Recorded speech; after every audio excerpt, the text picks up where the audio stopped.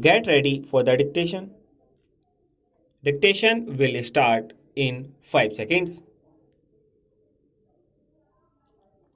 Start. We are trying to give publicity to ministerial activities, and it is inevitable that some such publicity should be given because ministers are in charge of the government, but one abroad does not get a real idea of what is happening in the country. I would like to suggest for the consideration of the External Affairs Ministry that they should send a fortnightly assessment of what is happening in India, written dispassionately, not to please a minister or to highlight something that he has done, but to give an objective assessment of what is going on in the country.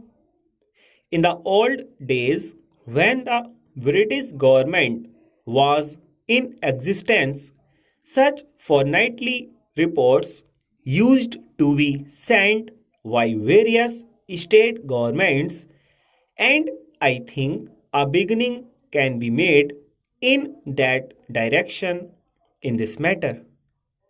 The other point I would like to suggest is that publicity is a complicated and technical matter.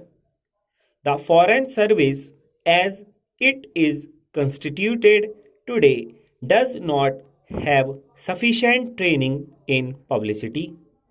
The Estimates Committee, which went into the demands of the External Affairs Ministry, mentioned about the methods of training which have been adopted, but since our foreign service men are not trained in publicity work, but and one sees, for example, that a lot of confusion has arisen in the United States over Ambassador Nehru's statement. I think the External Affairs Ministry might well set up a committee of members of parliament who are conversant with external publicity and some newspaper men to advise the External Affairs Ministry from time to time. I do not think that the committee will ask for information which is confidential or secret, but they can assist the newspaper men. There are a handful of competent even men who would be willing to serve on the committee in an advisory capacity. They would be able to tell the External Affairs Ministry what should be done in order that our news publicity abroad is better. I might mention also that the Estimates Committee had recommended the creation of a cultural cell. Sir, to my mind, we have also to be clear in our mind regarding the objective of rural industrialization.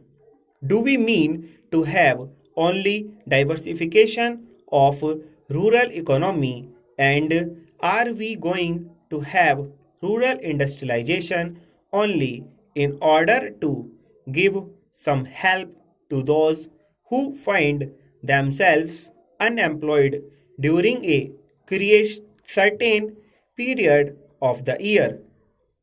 Are we aiming at utilizing local resources and meeting local needs through diversification of rural economy, or have we a more fundamental objective in mind when we are trying to industrialize the rural areas?